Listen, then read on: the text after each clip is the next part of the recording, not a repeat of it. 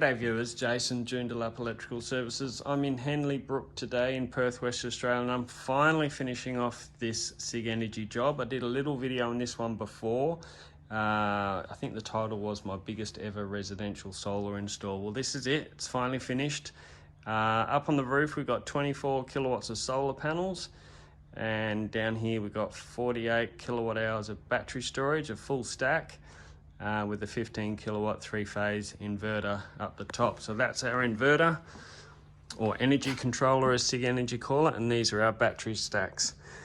And I've tried to do all this as neatly as possible with the ducting. We've got our Sigenergy gateway as labelled there, and the gateway is what controls everything basically. So you can have that system without the gateway, but without the gateway you're not going to get backup function, which if you're going to go to all this trouble, why wouldn't you want backup power and be able to remain off grid indefinitely? Awesome for those long power outages if you get storm, flooding, all that sort of thing where it takes out the power. It's pretty important to be able to have off grid backup power supply also. All very neat. Really finished off well. This is my second Sigenergy system. There's a few little things on the first system that I did pick on, which they seem to have tidied up a little bit now. So very neat. That's the original switchboard there. We've also got a couple of EV chargers here. And there's one there and there's another one behind me, but you'll notice it's on a plug. That's because the homeowner had the house pre-wired for the EV chargers using the plug and socket. Now, there's two reasons why it's on a plug. One is because there is no back entry on the EV charger. So it's not like I could take this off the wall and put that on, which would have been a lot neater. So I've had to use that to get the bottom entry there. And the other thing is they can actually unplug it, take this off the wall, stick it in their boot, and then they've got a level 2 charger that they can plug in or use in other places. I've also made them up an adapter lead to go from 3-phase socket to their single phase one. So yeah, there we go. Very neat. Not much to not like about them, really. I know I've made a couple of videos in the past which have been a little bit critical of support networks and other installations and that sort of thing, but app is great. Everything just works, and as an installer, at the end of the day, when you finish installing the system, that's what you want. You want it to just work. So there we go. Okay, so I thought it would be a good idea to do a filming of what you see in the app. As you can see there, we've got our AC chargers for the electric vehicles on the left with 2 times, saying there's 2. We've got our solar coming down from the roof. At the moment, we've got 3.6 kilowatts. It is only early. It's only around 7:30 at the moment. It's a bit cloudy, as can be seen in the top left-hand side there, and it's only 11 degrees. So we've got 2.4 kilowatts coming down from the solar, as shown by the green little lines going across. The home is using 1.18 kilowatts, nothing to or from the grid, and we got a little bit of power going into the battery. Oh, it looks like one of the EVs have just been plugged in as well.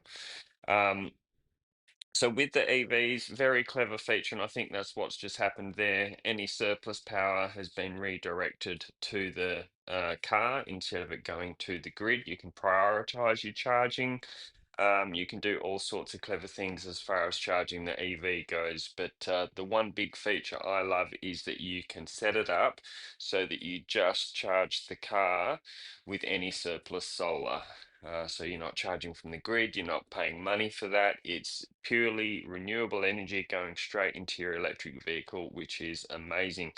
You basically just leave the vehicle plugged in, and it'll just take what it needs. And likewise, once we've got the bi-directional charging, you just leave your vehicle plugged in and it will discharge to the house if it starts to take from the grid. and likewise it will take from the car if the house needs the energy once the sun's gone down. So a couple of little things on the setup that I just showed you with the installation. I mentioned how we've got single phase loads on a three-phase installation, and I also mentioned that that's not ideal, and the reason being is that our 15 kilowatt energy controller has a maximum capacity of 5 kilowatts per phase. Now, the two EV chargers that are installed are 7 kilowatts each. That means that anything over the 5 kilowatts is going to come from the grid because the inverter can't do any more than that 5 kilowatts.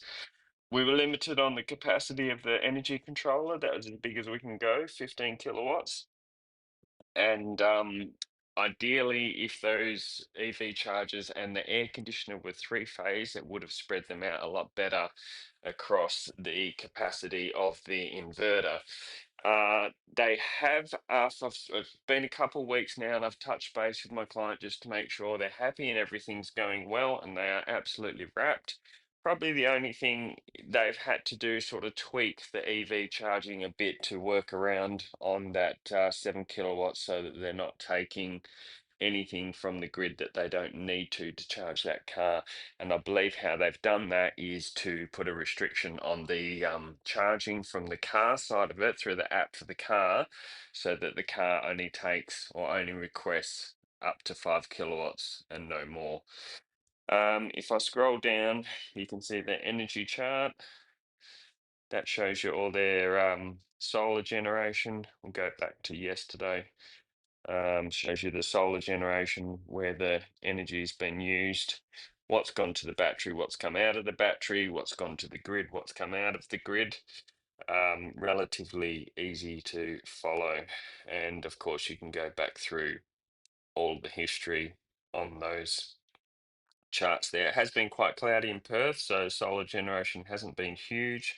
Little bit of grid usage there, but that's not too bad. But overall, the clients are extremely happy, and the system is doing everything that they wanted it to do, and over the moon. Cheers, guys.